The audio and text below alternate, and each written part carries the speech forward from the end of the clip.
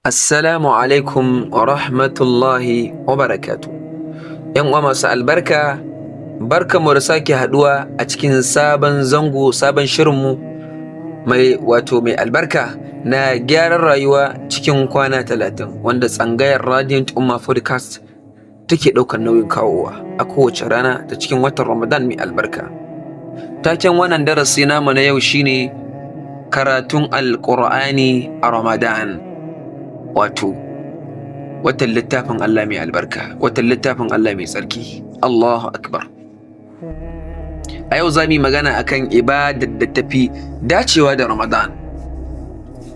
Ibadar da tafi dacewa a Ramadan ita ce karatun Alƙur'ani. Allah maɗaukakin sarki yake cewa shahru Ramadan alladhi unzila fihi alqur'an. Watan Ramadan ne wanda aka saukar da Alƙur'ani a cikinsa. Wannan yana nuna alaƙar a Ramadana da kuma shi wannan littafi na mai tsarki, littafin Allah subhanahu wata'ala. Allahu akbar. Babban darasi yan masu albarka, Ramadan watan Alƙur'ani ne dai. Mala'ika Jibril yana saukowa duk Ramadana yana karantar da Annabi sallallahu alaihi wasallam Alƙur'ani mai girma. Wannan yana nuna cewa mafi kyawun ibada a wannan wata shine karatun Alƙur'ani da kuma sauraro. In ba za ka iya karatun Ƙur'ani ba, ko kuma kana da wata matsala, ko ba ka da hadda ko wani abu, in ka iya karatu da mushaf ka ɗauko ka buɗe karanta. In ba ka iya ba, ka saurara daga wajen malamai ko kuma sautiya. Alhamdulillah, yan uwa masu albarka, Ƙur'ani haske ne ga rayuwa.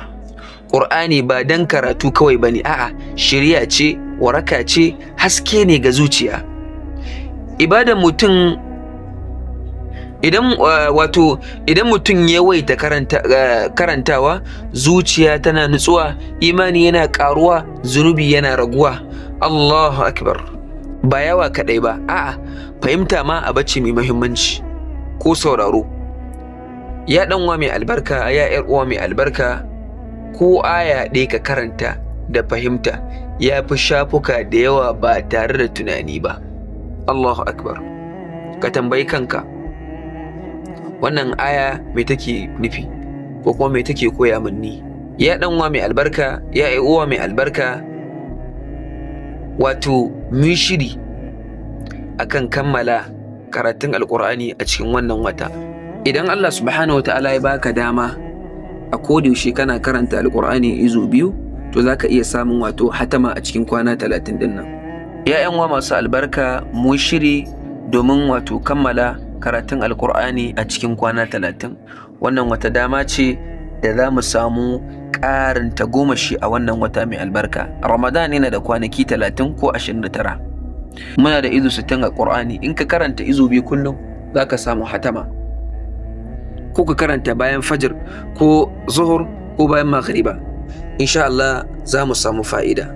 Darussa kuma da za mu ɗauka, wanda muka saba ɗauka kowace rana a nan, shine daga yau ya ‘yan uwa masu albarka, mu ware lokaci na Alƙur'ani kullum. So samu ma mu yi timetable, daga lokaci kaza zuwa lokaci kaza za mu yi kaza, daga lokaci kaza zuwa lokaci kaza. Komai ya zama da cewa kana da jadawalinsa a wannan wata. Darasi na biyu shine, ko kaɗan ne ka daidaita kullum, ba wai sai ka ka matse kanka ba, ko da rabin izo ne ma ta yassarri. Darasi na uku kuma shine ka karanta da tunani. Ka karanta da tunani, ba wai da sauri ba, a'a, ka karanta da khushu'i da tadabburi, kana hararo ma'ana ayoyin Qur'anin, ba wai da sauri ba. Za ka ƙara samun nutsuwa ta zuciya da kuma samun lada a wajen Allah subhanahu wataala. Ya dan uwa mai albarka, ya ƴar uwa mai albarka, mu sani cewa a yau ka fara da aya ɗaya, ko yau mu fara da aya ɗaya, mu karanta ma'anarta, mu ga yadda Allah subhanahu wataala zai sa wannan abin ya taɓa mana zuciyarmu. Allahu akbar, Allahu akbar. Ya Allah, ka sanya Alƙur'ani ya zama haske a zukatanmu, ka ba mu fahimta da aiki da shi, ka sanya ya zama shaida a gare mu, ba akasin haka ba. Ya hayyu ya qayyum.